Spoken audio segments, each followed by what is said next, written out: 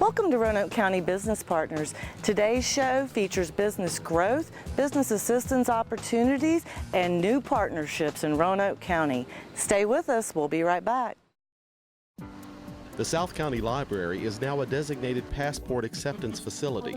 Passport applications are taken by appointment during these hours only, Monday through Saturday, 9 a.m. to 4 p.m., and Monday and Tuesday evenings, 6 to 8 p.m.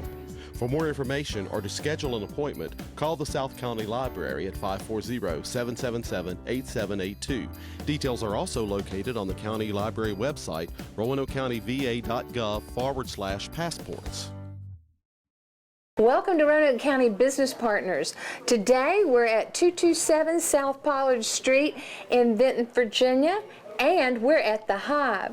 And joining me now is Annette Patterson. Annette is president of the Advancement Foundation and the genius behind this project called the Hive. So Annette, welcome. Thank you. And this is very exciting. So for our viewers who have no idea what the Advancement Foundation is, could you just give us a quick little kind of definition or peek inside? Absolutely, absolutely. Well, we were founded in 2007 with the idea of helping citizens build assets and creating opportunities for citizens to grow their skills, grow their financial assets, grow their health assets. So all of our projects have to do with developing programs, creating collaboration and alliances that bring opportunities to the community. And then we come to the Hive. What does the Hive stand for? Home of innovative and visionary entrepreneurs. I love that. I love that. And it has a very specific business development strategy. What is that? Absolutely. So our goal is to really bring entrepreneurs together, have them share ideas, have them share expertise.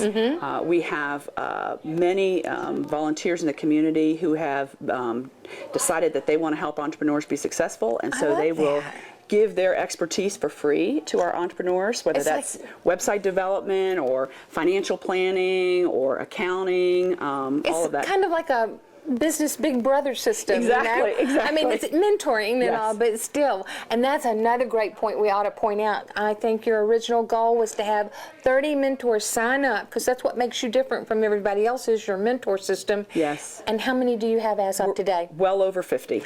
That is amazing. And growing, and growing. That is a call to volunteerism that's just fabulous. I love this. Yes. So, talk a little bit about the holistic approach you're taking, because you have your business strategy, but there's really a holistic approach involved. Absolutely. Last fall, we started with a test group. So we were really testing the waters with how we could help entrepreneurs be even more successful. Yeah. And we studied incubators all over Virginia. We even went to Kentucky and studied an incubator in Kentucky. And we brought back the best ideas that they had. And so we had a beta test group of 16 entrepreneurs. And we worked with them. We helped them. First, we started out with a 360-degree evaluation of their skills. Right. So, you know, a lot of people have a desire to start a business, but they know nothing about business. Exactly, exactly. Some people might have dabbled in business a little bit, but they're really not strong in one area or another. So we start out doing a 360-degree evaluation of their skill sets and also other challenges that they have in their lives if they are working full-time and trying to start a business. Yes, I mean, you can get in a lot of nightmares that way. Yeah. Which brings in how important your partners are in all of this. Absolutely. So we have so many partners who have been willing to come forward and share their expertise, share their space, and we were able to bring together this program that would set entrepreneurs up to come in a safe environment, not to have a lot of financial risk, right? Because that is probably the biggest reason why they fail. Oh gosh, and people who, you know, do their mortgages or their retirement and everything. I'm so glad to have this type of organization helping people avoid that kind of pitfall. Absolutely, because there's so much work that has to be done before they get to a point where they're going to either take a loan or an equity line or whatever. Exactly. But sometimes they get it in reverse. They get so excited that they just were like, oh, okay, I just want to begin and I want to show that I'm really into this. So we really kind of slow them down and say, okay, let's look at what your idea is. Let's look at your skills. Let's look at the market.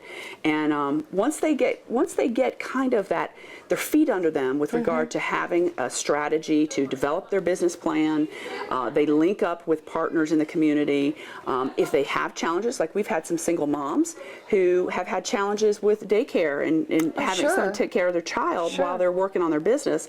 So that's where our skills-based volunteer bank comes in. We actually have some retired moms who have volunteered to babysit while these moms work. So when we do a 360-degree evaluation, it really is a holistic approach to, okay, what do these folks need to really be successful? But you know what it's also doing is building community by doing that. Absolutely. Absolutely. I mean, that's the end result, and that's the positive result and all. But you also have, correct me, you'll have to help me here, a skills database, or could you elaborate a little bit more on that? Sure.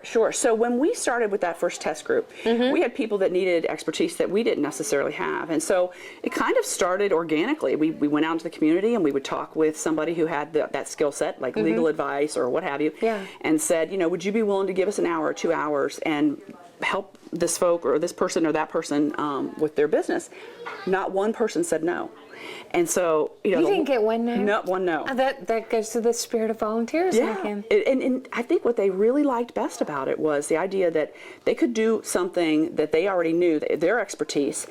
They could tell us, I'll give you an hour, I'll give you 5 hours, I'll give you 6 hours, I'll work with one person, I'll work with 3 people, whatever. And it's kind of a volunteer experience where there's bookends on it, so it doesn't go on forever. But you can come and go and help and not help depending on what's going on in your life.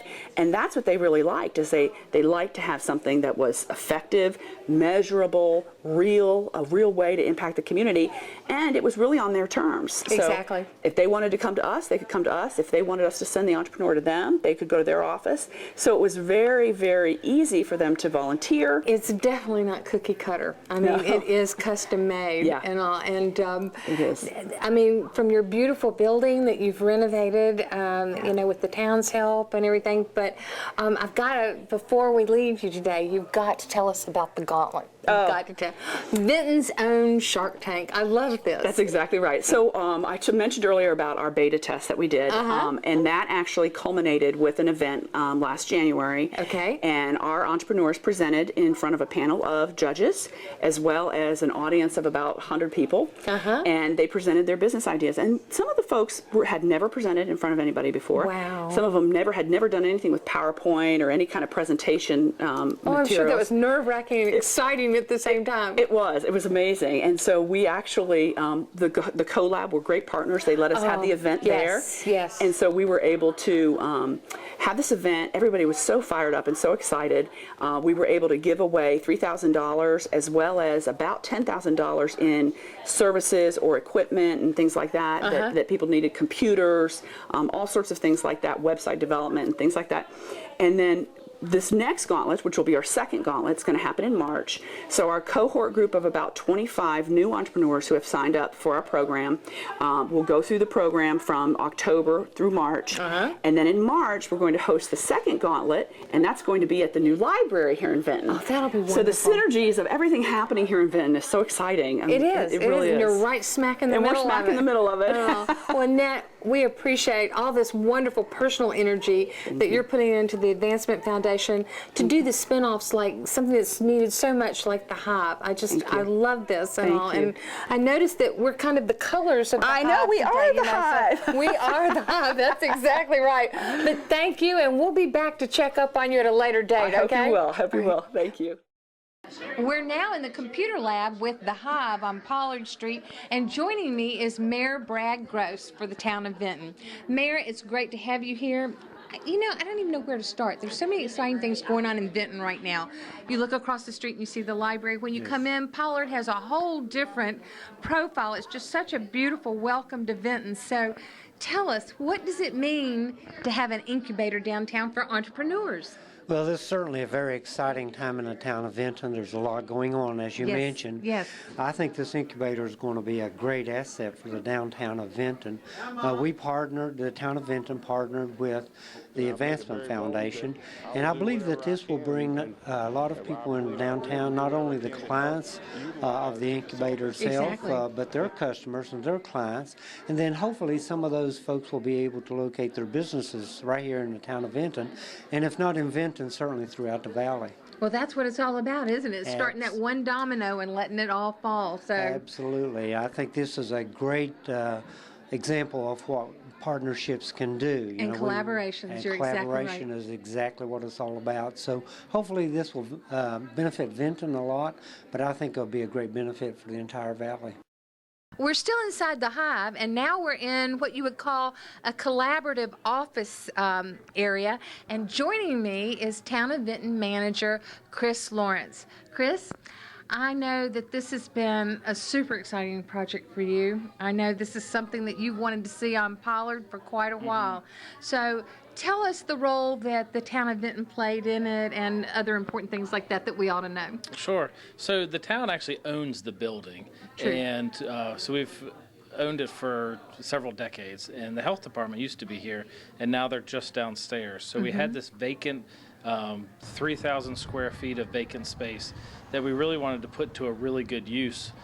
So several years ago, council said, hey, let's make sure it's worth it before we just like give the building away. Exactly. And what we found finally was a fantastic partner with the Advancement Foundation to do this collaborative kind of co-worker space for entrepreneurs.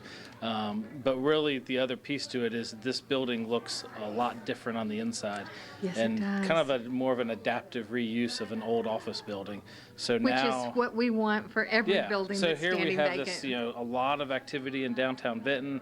We're, getting things to look nicer with the lamps and the library, and we have about a half dozen facades going in, and we've got this fantastic kind of modern office space now to get some more exciting, entrepreneurs to come down here. And we need them. They need to go eat. They need to have meetings. They need to walk around downtown and participate in that, in the farmers market and those kind of activities as well. You're exactly right. It just raises the energy level. does. So thank you for joining us for a You're minute. very We welcome. Thank you very appreciate much. your perspective on Absolutely. this. We'll be right back. A pet is a friend. They are playful, loyal, and every pet wants and deserves a forever home. Did you know the Regional Center for Animal Care and Protection has many pets that are available for adoption? Our adoptable pets are listed online with pictures and descriptions, or you can visit us at 1510 Baldwin Avenue, Monday through Saturday, 11:30 a.m. to 6 p.m. For more info about providing a pet a forever home, contact Roxy Brown at the Regional Center for Animal Care and Protection. Remember, there's no place like a forever home, so adopt today. Welcome back. We're here today to talk about an exciting new project in the town of Vinton, the redevelopment of the Roland E. Cook Elementary School. With me here today is David Hill, president of Hill Studio. David, thank you for being with us. Well, thanks for having me. Delighted to be here. Now, David, you're a partner in this redevelopment project with Old School Partners. Can you tell us about the project and your desire to redevelop this property? Sure. Old School Partners it's a company that was put together to develop this very project, and there are 4 of us that are partners in that venture. And I found out about Roland Cook School about 5 or 6 years ago. We've done a lot of work, my day job at Hill Studio, we do a lot of work for the town of Vinton. And we're very, very interested in Vinton's redevelopment work. They've done a lot of work over the last 5-6 years. They've done, comprehensive planning. They've got the beautiful new library that's just getting ready to open. They've done a whole lot of streetscape work in downtown, farmers market. And so the more we saw Vinton taking this interest in redevelopment, the more we got interested in the school. The other fact about this that's on my mind is that my mom went to school here in the 30s, and a lot of members of her family. So I had a personal interest in this. So when the county put out a request for proposal for what do we do with the school, I was able to kind of mobilize a lot of folks and put together a proposal for it. So you all are local investors, and you have a sincere interest in this property and redeveloping it for a productive reuse here in the town of Vinton. Now, it's a 100-year-old building. It's been here since 1915, and it's obviously a very beautiful property that it has a lot of interest from the community. And the county took possession of this property in 2013 and sent out the request for proposals, and we're grateful that you are interested in redeveloping it. Now, tell us a little bit about this redevelopment project, what your intention is. Sure, okay. The goal is about 21 apartment units, and there are about 17 or 18 old classrooms in the building. So generally, one classroom is an apartment. They're great big classrooms, and they have chalkboards, and they're very interesting old classrooms. The idea is to do a historic tax credit project. We do a lot of these projects. We do a lot of consulting work on other historic tax credit projects, so we thought we could bring that expertise to this project. So the general idea is that outdoors, the Roland E. Cook School will look generally as it does today. We'll put back the old historic windows, for example, and actually look like it may have looked about 1940. But inside, we'll transform the classrooms into apartments. There have been community meetings several years ago in Vinton before we ever got involved, and neighbors were interviewed about what they like to see or not see. And so these will be market rate apartments. They'll have some nice amenities in them. Well, obviously with the new library just over the hill, this is going to be of great interest to people who live and walk in this community, and we are very excited to have a partnership arrangement with the town and with Old School partners in this redevelopment. Now, you're also planning potentially some commercial uses in this building, is that correct? Right. Minor commercial, or commercial that might relate to the amenity package of the building. Vinton underwent a new chapter in their zoning code so that they could make projects like this work. There's several other properties in Vinton that could work like this, and they call it a mixed-use district. And the idea in a mixed-use district is to increase some of the vitality of the streets, in downtown, and make it more filled with people.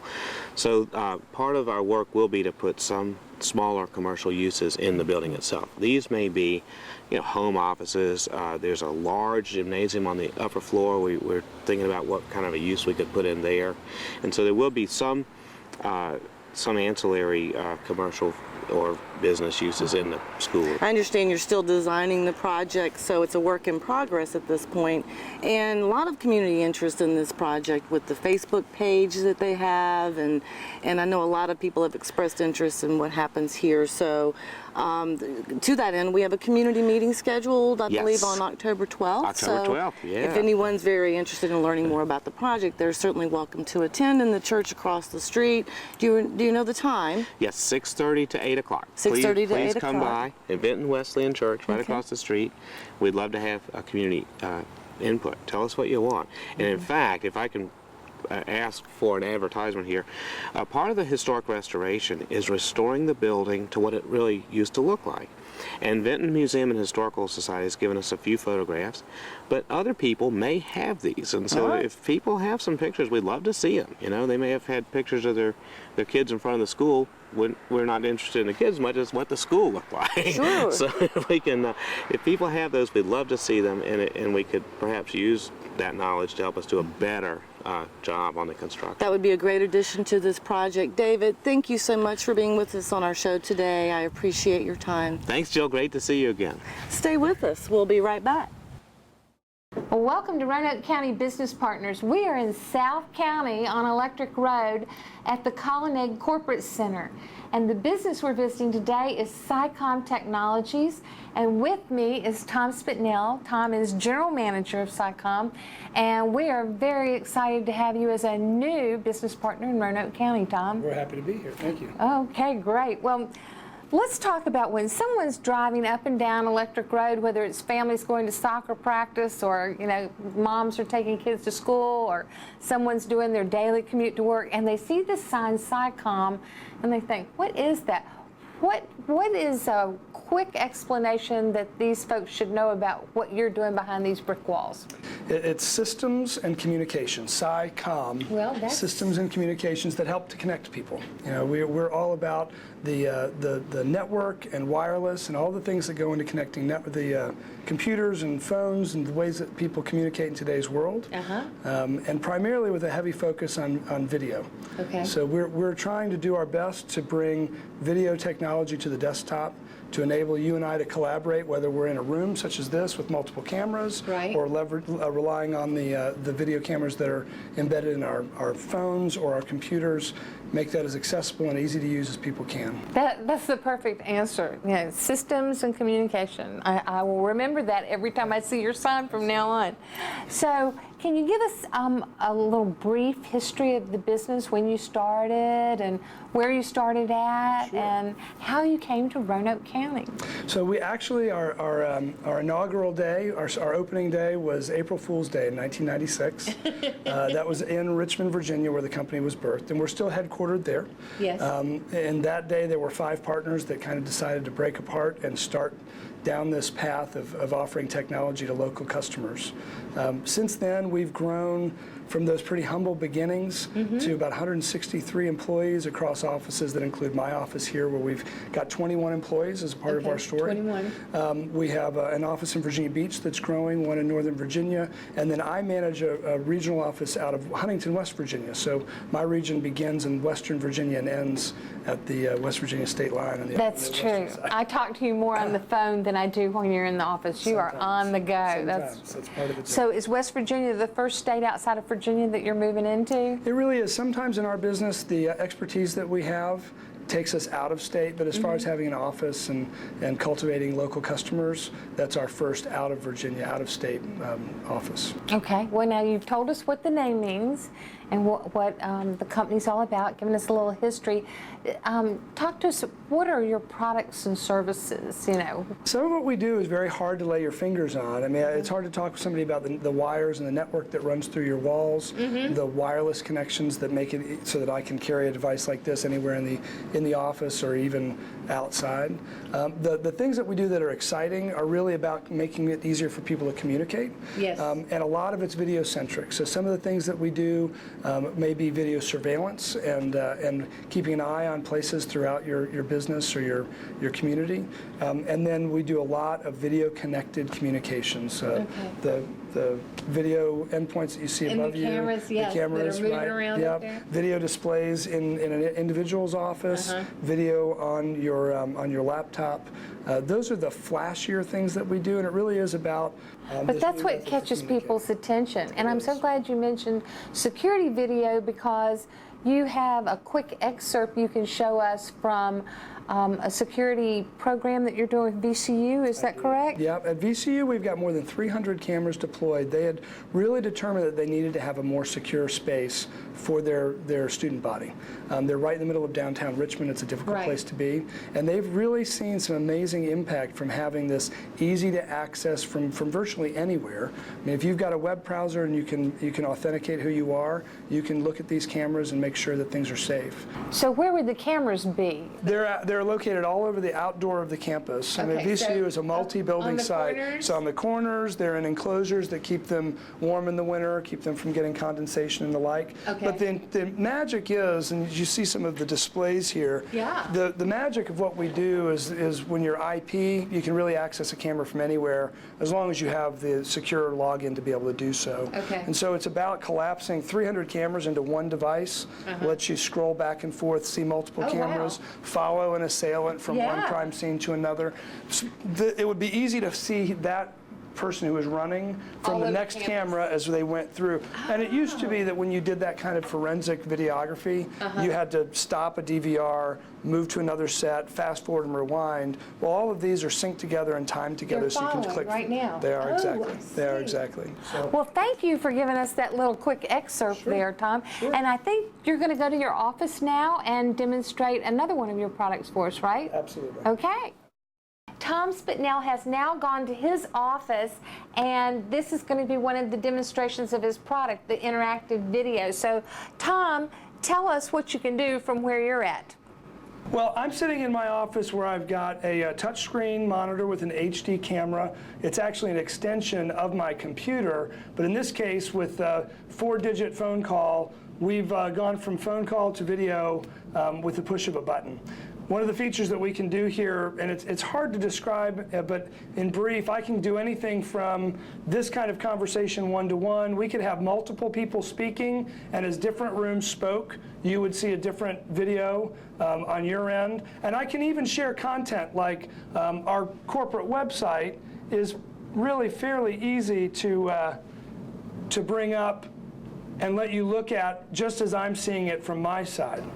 Okay, on the second screen there, okay.